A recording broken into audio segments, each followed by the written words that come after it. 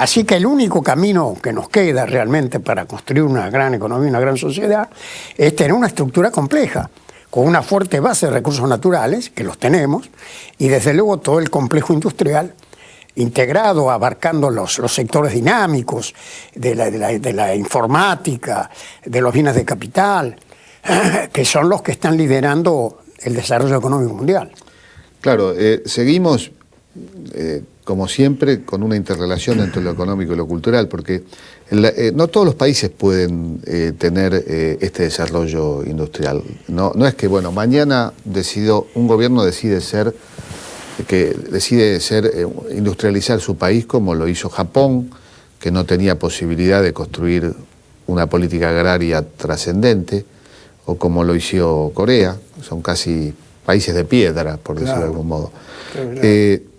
Pero no se puede hacer de un día para otro. Esto requiere una infraestructura, pero también requiere universidades, capacitación. Claro.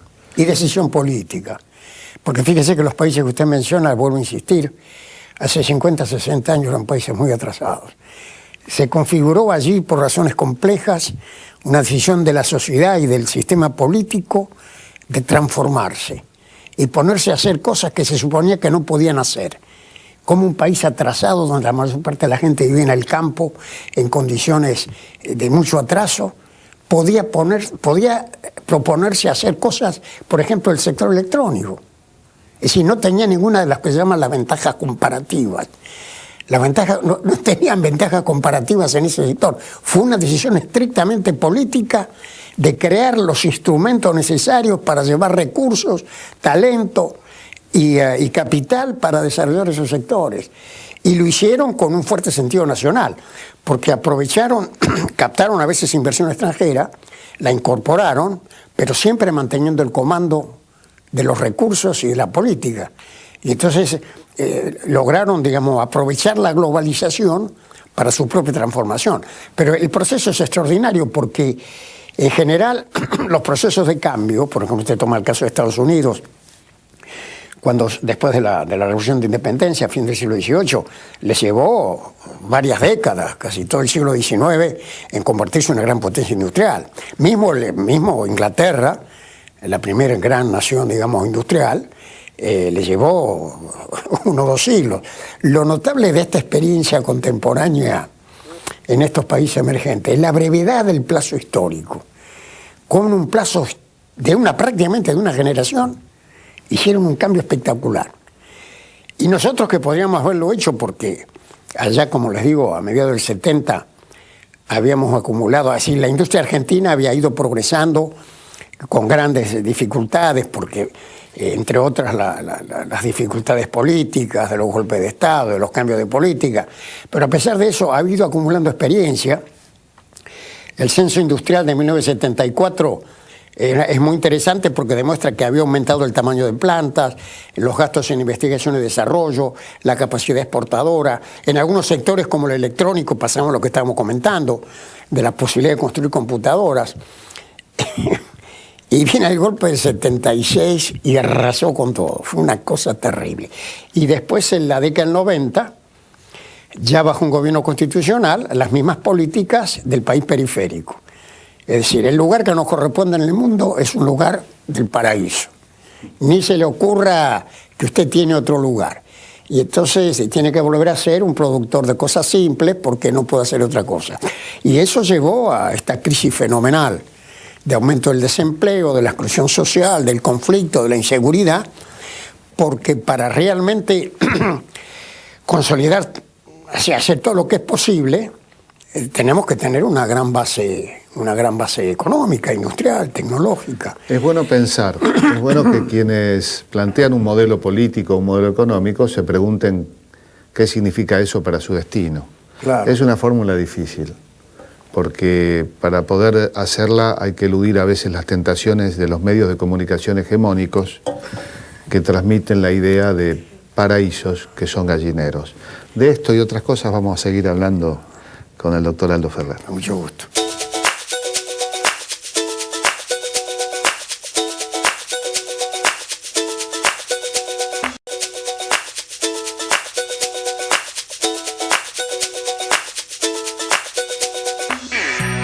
interesante, ¿no?, analizar esta relación entre cultura y economía, porque uno de los problemas del pensamiento suele ser la fragmentación, el modo en que se construyen islas. Un ejemplo claro ha sido el modo en que la Argentina se transformó a muchos ministros de Economía en una suerte de gurúes de corto plazo. Así es. Que venían a salvar. Y bueno, en los últimos años hemos visto que la política un poco se puso al frente de la economía y que eso en la historia está demostrado que funcionó. Así es. Porque, por ejemplo, en Estados Unidos, hablábamos usted mencionaba el largo proceso mediante el cual Estados Unidos pasó de ser un país esclavista a ser la gran potencia industrial del siglo XIX y actual, XX y actual. Y fue una decisión política que llevó a una guerra civil, que tuvo un precio de más de 500.000 de muertos, ¿no? Es decir, en la Argentina, ¿qué pasó? ¿Ganó el sur?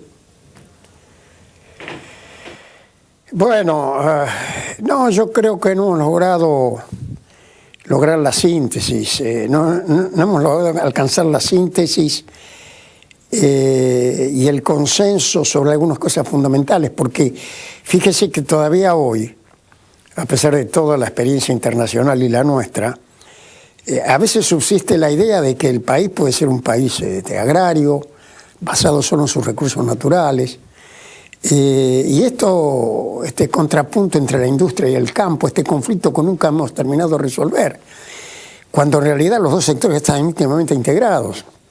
Y es necesario tener un pleno desarrollo en ese terreno. El tema de la ocupación territorial, arrastramos problemas históricos. Ese crecimiento hacia afuera, en la mitad del siglo XIX, concentró la población y la riqueza en la región pampeana, y sobre todo en el puerto de Buenos Aires. Y este territorio, que estaba muy poco poblado, pero que de alguna manera la gente estaba repartida entre el Cuyo, el noroeste y demás, pasó a ser a estar fuertemente concentrado en la región, vuelvo a insistir, metropolitana y la región pampeana. Toda la red ferroviaria convergía al puerto y esto provocó un debilitamiento de las economías regionales y una fuerte concentración en la provincia de Buenos Aires. En realidad esto se vio durante todo el proceso de organización nacional, cuando vino la disputa entre la Confederación y la provincia de Buenos Aires, que administraba el puerto y la aduana, y era la depositaria de la mayor parte de la región pampeana. Y ahí vino la disputa por el poder, y finalmente triunfó el puerto y la región pampeana. Y esto se organizó de esa manera, un país centralizado. Curiosamente, muchos de los líderes eran gente que venía del interior. Sí, tal cual. Y fueron, sin embargo, los ejecutores de este proceso de construcción, que tampoco fue insignificante, porque de alguna manera el país se organizó, se creó el Estado Nacional, se consumó la ocupación del territorio. Bueno, esto fue un paso importante, pero sobre la base de un régimen, digamos, oligárquico, con una fuerte concentración de la propiedad de la tierra y del comercio, fuertemente asociado a la potencia hegemónica, de la cual provenía la mayor parte del capital extranjero. Y entonces creamos este modelo, digamos, periférico del centro hegemónico que era Inglaterra. Y bajo ese modelo, en las condiciones que imperaron hasta la crisis del 30, el país tuvo un cierto crecimiento importante, incluso en el campo educativo. Incluso el régimen conservador hizo cosas como la educación pública, común y laica. Es decir, algunas cosas importantes pasaron. Pero bueno, la estructura no daba más. Y en el 30 esto se hace evidente. Y desgraciadamente, cuando es necesario cambiar el rumbo, se derrumban las instituciones. Cuando más necesitamos de la democracia o de un sistema estable para trazar los conflictos que eran inevitables en la transformación, el país entra a la transformación en pleno conflicto político. Y esto nos lleva a esta situación, digamos, de no haber alcanzado un grado de madurez, y después viene todo lo demás, el advenimiento del peronismo en el 44, 45, con la propuesta de la inclusión social, en fin, transformaciones que fueron importantes, pero no lograron, vuelvo a insistir, consolidar un régimen estable. Ahora yo creo, usted recordaba que hace 30 años que hemos vuelto a la democracia, Este es un aspecto fundamental, porque si usted me pregunta cuál fue la causa fundamental de todos los problemas, es la inestabilidad política. Entonces, el saber ahora que todo lo que va a pasar en la Argentina, bien o mal, se va a resolver en el marco de la Real de la Constitución, esto es un paso fundamental. Y es en ese escenario democrático donde nos tenemos que poner de acuerdo los argentinos a hacer que lo tenemos que hacer. En materia de ciencia, de tecnología, de educación, de industria, de integración latinoamericana, de ubicación en el mundo. Es decir, está abierto el debate. Y yo creo que lo que hemos ganado en los últimos años, fíjese, en los últimos 10 años, una vez que se clausura la etapa neoliberal, porque los neoliberales, ¿qué nos dicen? Miren, el mundo funciona como habíamos recordado. Hay centros hegemónicos, y entonces el mercado resuelve todo. Usted simplemente abra su economía, desregule el movimiento financiero, permita la entrada indiscriminada de inversión extranjera. Si usted se abre indiscriminadamente, de esa manera generalizada, usted lo van a llevar por el camino del desarrollo. Pero resulta que el desarrollo no es eso, porque el desarrollo se da siempre en un espacio nacional. Es decir, la modernización del Estado, la educación, los objetivos propios de una sociedad, eso no vienen de fuera, usted no lo puede importar. No van a venir los norteamericanos, los franceses, a llevarnos nosotros por el camino del desarrollo. Los construimos nosotros, no los construimos. Entonces, esta es la paradoja del mundo moderno, que hay que estar en el mundo, pero hay que estar primero en uno mismo, porque el desarrollo es esencialmente un proceso nacional. Y lo que hemos ganado ahora, una vez que, digamos, el neoliberalismo llevó al país a la catástrofe económica del 2001-2002, es que ahora podemos debatir estos problemas. Porque creo que el país reasumió su soberanía, que se desendeudó, que recuperó el comando de su propia realidad. Estos problemas los podemos hablar. Si nosotros hubiéramos estado teniendo esta conversación a mediados de la década del 90, era literatura. ¿De qué íbamos a hablar? Si el mercado daba todas las respuestas. Utopía. Por eso le digo. Esto que hoy es una realidad es utopía. Ahora, hay algo curioso. A lo largo de la historia, el mundo repartió tareas, hizo como una suerte de distribución de roles. Un mundo industrial que producía bienes y otro mundo que producía alimentos. Las cosas han cambiado. Totalmente. En muchos sentidos. En primer lugar, el mundo industrial y el neoliberalismo ya no es un mundo meramente industrial. El capital se ha vuelto más financiero que industrial. Así es. La crisis del 29 fue una crisis de exceso de producción de bienes. La actual pareciera ser una crisis del crecimiento de activos financieros, ¿no? Que buscan como buitres, valga la metáfora es muy obvia, donde depredar. Pero por primera vez la novedad es que le va mal al primer mundo y no nos va tan mal a nosotros, los sudamericanos, ¿no? Así es. Es muy interesante lo que usted dice. Estoy de acuerdo. Porque lo que ha pasado, como usted señala, es que de la década del 70...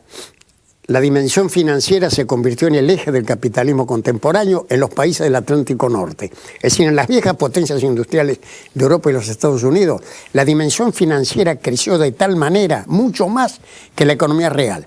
Es decir, excedió lo que tiene que ser la función de un sistema financiero, que es llevar el ahorro de donde sobra a donde falta para poder invertir. La dimensión del dinero que circula es tan grande que se ha convertido en un gigantesco casino, donde el negocio es comprar y vender, especular con las tasas de interés, con los tipos de cambio. Entonces, esto que se llama la financiarización es el fundamento económico del neoliberalismo, porque para ese tipo de economía y de forma de ganar dinero, lo mejor es la desregulación, es la apertura, es dejar que los mercados funcionen por sí solos. Bueno, estos países del Atlántico Norte, que son los que inventaron este monstruo, digamos, están pagando el precio de esta situación, porque están sujetos a esas ideas y no pueden salir de la crisis que se planteó desde hace 5 o 6 años con las hipotecas norteamericanas y después con la crisis de este banco Lehman Brothers. En cambio, en los países de la periferia, estos países emergentes que están creciendo, no existen estados neoliberales como estos que están ahora en los países desarrollados, que siguen las reglas del mercado. Existen estados nacionales. China tiene un estado nacional poderosísimo. Usted toma, por ejemplo, el poder financiero, fíjese, hablando de finanzas como lo estamos haciendo ahora. El gigantesco poder financiero del Atlántico Norte, Estados Unidos, Europa, es poder del mercado, de los bancos. Lo que resuelven que se hace con la plata son grupos privados. En China, ese formidable poder financiero, han acumulado reservas por más de 3 billones de dólares, es poder del Estado Nacional.